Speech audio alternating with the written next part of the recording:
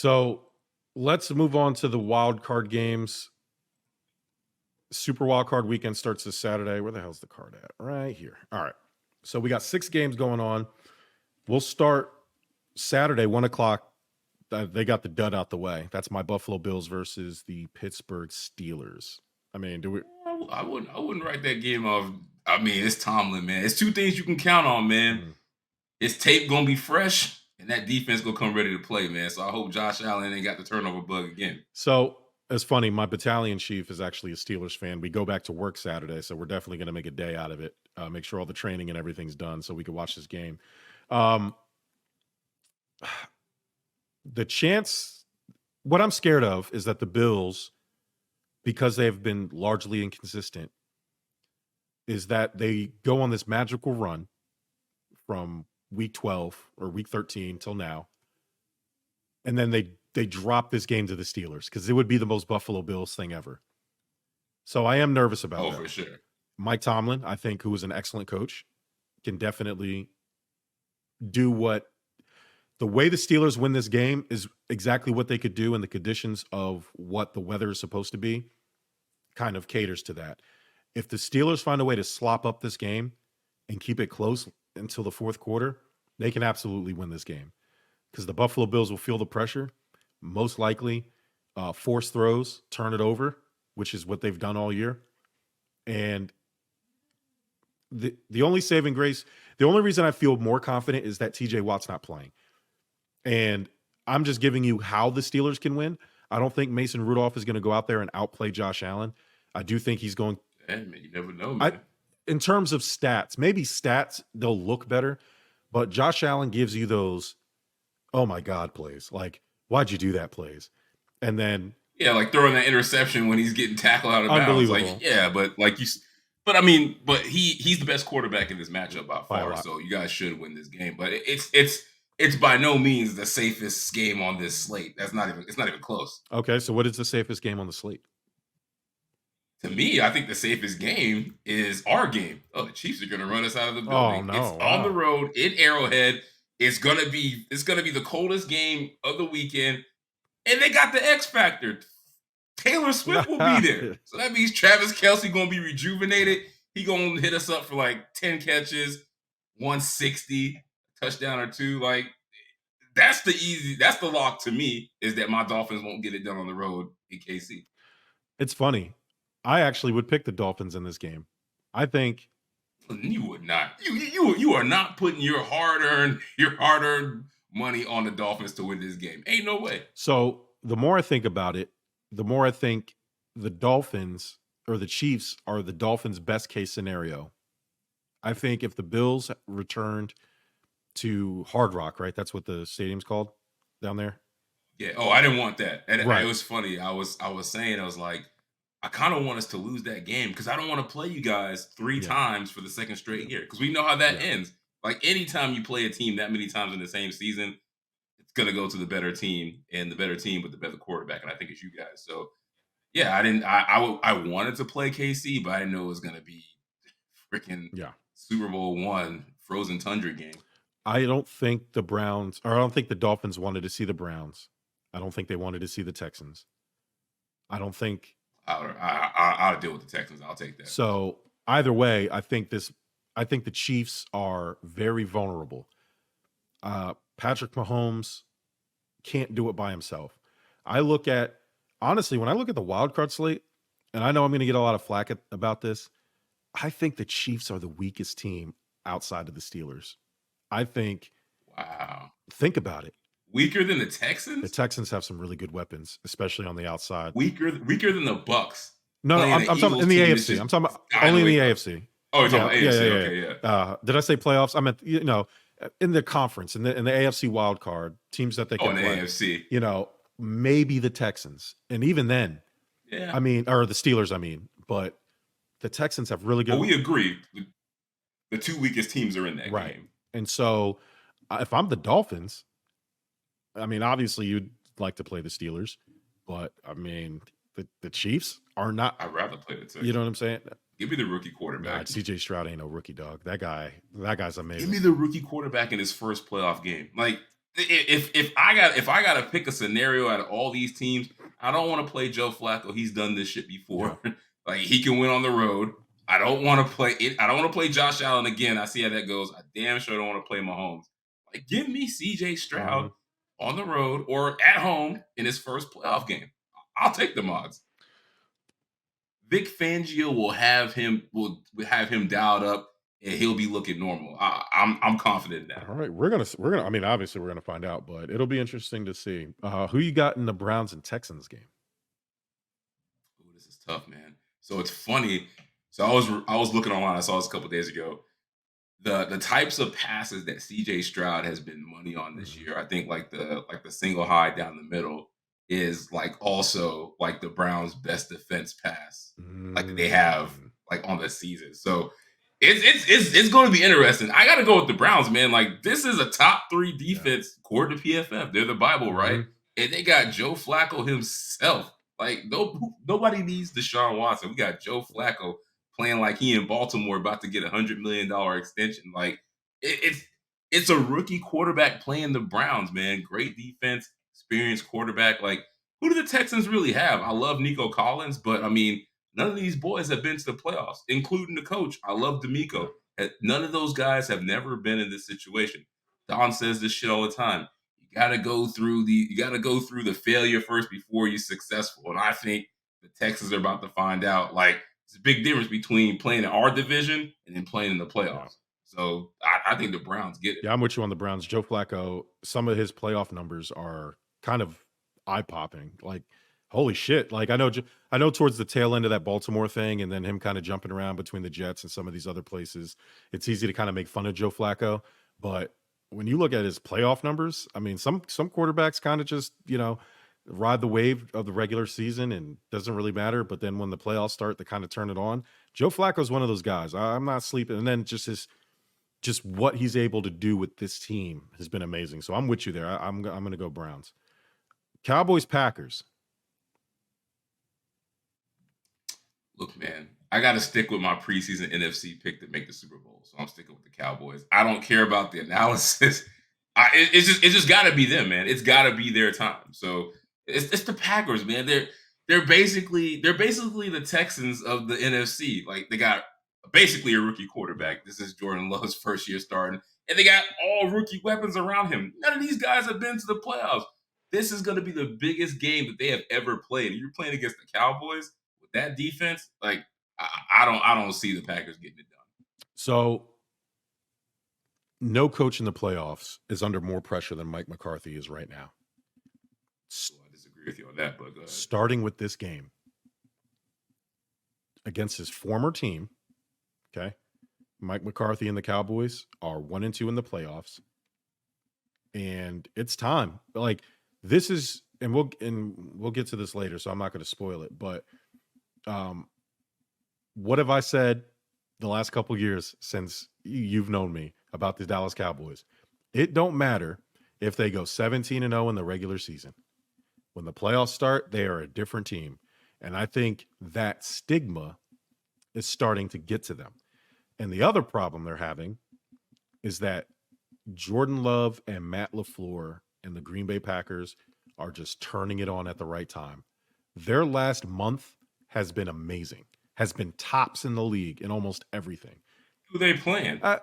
You can only play who you play. I know you saying you play on who's on the schedule. I mean, but this is playoff football, man. Like we can make jokes about the Cowboys and like like hey, it doesn't matter if they go undefeated or not. But like let's be real, like every time they run into the 49ers at the worst Yeah. time, like they ain't playing the 49ers, man. This is the All Packers. right. You know it's about to happen. They're about to get shredded. All right. We're going to find out. Last one. Hey, hold on, time out before you go on. Mike McCarthy is under more pressure than Kyle Shanahan to you? Oh, yeah. Yeah. Kyle Shanahan has Mike McCarthy is the coach of the Dallas Cowboys. I don't know if you know that. Like America's team. There's nobody. I heard it somewhere. You heard it somewhere. So Kyle Shanahan, though he has not won the Super Bowl, right? You have had at least great success with your 49ers. Like, yeah, you have to win it, but nobody's under more pressure. Shanahan has at least reached the Super Bowl. No, like Dallas hasn't even come close. When you are the head coach, just like Dak Prescott's under a lot of pressure, when you are paid what you're paid and you have that star on your helmet, there is an elevated sense of pressure that other teams just simply can't match. That's like say I feel the same like if you play for the Lakers or the Celtics or the Yankees. Like when you're up there with those teams, you get unfairly criticized and unfairly judged, and that's just the cost of what it means to be a Dallas Cowboy. And unfortunately for Mike McCarthy, you signed up for that. Unfortunately for Dak Prescott, you signed that extension. So you have to stop getting bounced in the second round of the playoffs. You have to at least reach and win an NFC title at some point. Being 1-2 in the playoffs is not Dallas. I got on the Los Angeles Lakers for hanging up the in-season tournament banner because that's not your standard, right? It's not. Kobe said it himself. Kobe's rolling over in his grave. That's another reason why LeBron will never be the GOAT. But when you're the Dallas Cowboys, your standard isn't just simply making the playoffs and winning the NFC East. Your standard is to win Super Bowls. And when you're not even getting close, that is more pressure than the 49ers that is just a really well-built team and still is winning a lot of games. There is pressure for Kyle Shanahan for sure. There's only so many times you can get to the doorknob, and at some point you have to turn it and open it. I'm with you there. I'm sorry. I think it's Shanahan, man. Like, just think about like the Cowboys are the Cowboys. Like, if they lose, like you said, we expect them to do this, but this is Shanahan's legacy. Like, always a bridesmaid, can never finish. Yeah. Like what does Gilbert Arenas call them? He calls them jack off players. Like they can never finish. Like this is the best roster in football, best coaching staff, and they traded away a guy that they drafted number 3 overall, like 2 years into his rookie deal for a guy that was Mr. Irrelevant, and they're trying to convince us that this is the MVP. Like the pressure is on them because guess what? They've obliterated all the other top teams in the NFC during the regular season. So I feel like if Shanahan finds a way to not at least get to the Super Bowl with this team, I feel like people are gonna start looking at him in a different way. Like the pressure was there before the season with him because of the whole Trey Lance, Brock Purdy expectations thing. And those expectations have only gotten higher based on what the 49ers have done this season. They're the freaking 1 seed in the NFC. Yeah. Like nobody cares what Mike McCarthy does. Like I don't even think he's a good coach. Like we think only thing standing between Kyle Shanahan and Andy Reid and putting them in the same category is winning the Super Bowl. And if he don't get it done, I don't know if he ever gets there. My favorite game of the weekend, the Stafford Golf Bowl, Lions and Rams. Oh, I know you love it. Yeah, sure do. Who you got? It's the Rams. Man, I too hot. Stafford going back. He's going to show Detroit this is how you win big football games. And the Lions are banged up, man. I don't know if Sam Laporta is going to play. I know he had a knee injury in the last game. And it's Goff, man. Yeah. Like Goff. This is why they traded him. It's Goff in the playoffs. Big time pressure. Give me Matthew Stafford. I know he knows what to do, and I trust Sean McVay over Dan Campbell. So if this game was in LA, I'd be with you. But this game is in Detroit, and we know what Matt Stafford does in Detroit: lose, because was there for 12 years, only had 3 winning seasons. I wanted to pull up some stats for you that I saw the other day that I thought were really interesting.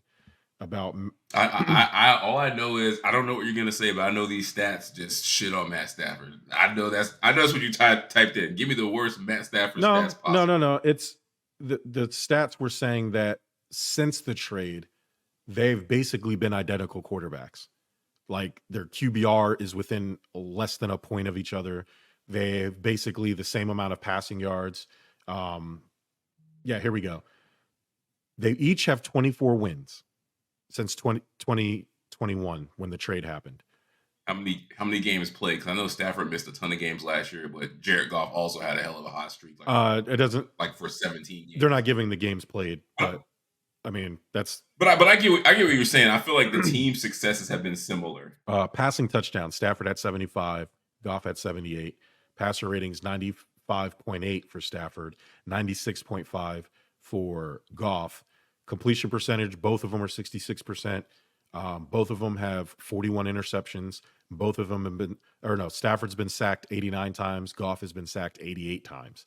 So, you know, but if you didn't know that, you would think that Stafford is way better than Jared Goff. You know what I mean? Like you would think that they're on a different tier when they're probably on the same tier. Do I think Matt Stafford's a little bit better than Jared Goff? Sure, probably. I think he's more a talented quarterback, but Goff has been balling, and it don't matter individual talent because Goff and the Lions fit together. The Lions have this game at home, and I think it's going to be a lot closer than anyone thinks. People forget Detroit had the number 1 scoring offense last year. Like, put some respect on Detroit's name. And I'm going with Detroit because I like Dan Campbell, and I think Dan Campbell's aggressiveness and the fearlessness that the team has kind of will shake the systematic approach that LA has. You know what I mean? Like, does that make sense? Like I think Dan Campbell will dial up some things that'll throw off the rhythm of what the Rams want to do, regardless of their super talented receivers and everything else they have going on. I expect this to be a shootout. I expect this to be like a 30-something game. Hopefully it doesn't turn into like one of those lopsided blowouts, but yeah. So Goff played 48 games. Matt Stafford played 41 games in that span.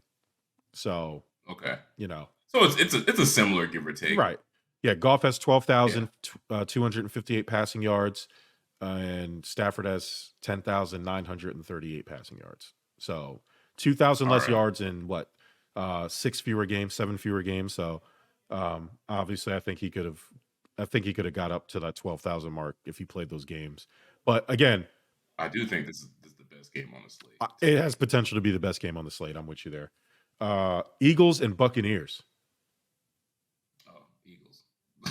Like, that's the one team I do not want to play in round one. All the shit that people have talked about them in the media, the epic collapse, like being the first team to win 10 games in the season and not get the 12 wins in the regular season. Like all the fire the coordinators, fire Sirianni talk. Mm-hmm. Jalen Hurts ain't a good quarterback. AJ Brown drama. Man, that's going to stop at some point. And I feel like it's going to start with this game. I think the Eagles are going to remind us why they went to the Super Bowl last year. I think they're going to destroy the Bucs. So I'm picking the Bucs. They've been. Oh man, you love Baker Mayfield. That's all this is about. Bugatti Baker. You love Baker Mayfield. I think the Eagles' on the field problems can be fixed. That's not the Eagles' problem though. All their problems are off the field. All their problems are drama with the coach, drama with AJ Brown, drama with Jalen Hurts being banged up and hurt. It's Jalen Hurts obviously not being, and I called this way back in the first quarter of the season. I said, man, Jalen Hurts isn't the same guy. He doesn't look like the same guy. They're winning. Like, you could make the argument he's the worst part of their team. He's not who he was last year. And people shitted on me. But ultimately, I think I found out I've been right. They've won despite of him. Now, that Bills game, he scrambled and he made some plays at the end of that game. I think he gets some credit for that. But largely for the season, Jalen Hurts hasn't really been that guy like he was last year, MVP candidate leading that team. I think he's just been part of the team. And more times than not, he's kind of cost the team. So I think the Bucs are playing with that chip on their shoulder.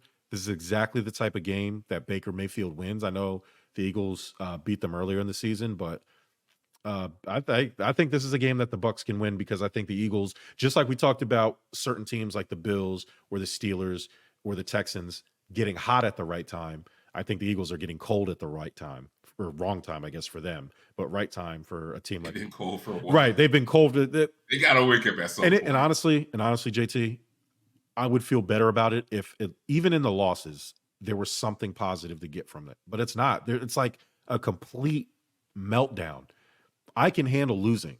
It's how you lose, right? Like there's just a way that the Eagles are losing these games that don't, and then how they're handling it also, that just doesn't sit right with me. And so this is the one game I find where the biggest upset could be. I don't think, other than the Steelers and Bills, and I don't even think the Steelers-Bills would be that big of an upset considering how the Steelers have been the last couple of weeks and then how inconsistent the Bills have been all year. I don't think if the Steelers Yeah, you guys were 6-6 at one point. exactly. So I think if the Steelers somehow beat the Bills, especially with the way Josh Allen and the offenses have been playing, I don't think people would really call that an upset. I think people are expecting the Bills to win, but if they did lose, this is the type of game the Bills would lose. We lost to the Patriots, we lost to Zach Wilson. Like these are the game we lost to the Broncos. Like people wouldn't be shocked. But if Baker Mayfield goes into Lincoln Financial Field and beats the Eagles, what? Like they were just in the Super Bowl. Like, and so I think this game has the potential to be the biggest upset for me. But we'll see we'll see how it goes, man. I don't know. We'll see. We'll see, man. All right, let's play some fair or foul. JT, first one. This is the Cowboys. This year is the Cowboys' best chance to win a Super Bowl. Fair. And I think it's a couple of reasons. One, this insane efficiency between Dak and CD Lamb this season. I mean, like he put himself in the conversation of top 3 receivers in the league, and Dak's the MVP candidate. Like, even if they continue to play well, like the odds they will play at this level next year are low. Like everybody regresses. So that's gonna go away. And then you're talking about the other things around this team. Dan Quinn Yeah. on defense. Like that matters. Like forget Mike McCarthy. Like Dan Quinn being there with head coaching experience, defensive coordinator experience at a Super Bowl level when he was in Seattle, like that has really helped calm the ship with the Cowboys. And he might not be there next year. Right. Like Pete Carroll just retired today, and rumor is he's the front runner to go out there and take the job. So the odds that these guys are going to be playing this way on offense next year, and the coaching staff will be there, like it's just not going to be guaranteed. So you got a perfect storm right now. This is as hot as I think the iron is going to get. So you got to take advantage of it. Yeah, I'm gonna agree with you and say fair, and it's really less about the Cowboys and more about the path to the Super Bowl. Like this is as easy as it's gonna get. Nobody really believes in the Buccaneers. The Eagles are falling apart at the seams. You have the Packers. Lions and Rams are probably a little bit of a challenge, but I don't think anybody would be shocked, or I don't think they would be favored over Dallas. I mean, the only real competition you have is the Niners, so which have been the kryptonite the last couple years. So, the NFC being weaker than it's been the last couple years, I think this is definitely, and the Cowboys have earned it. They've played really well this year, so I think I agree that this is their best chance to win a Super Bowl because if they don't do it now, then I don't know when they're ever going to do it.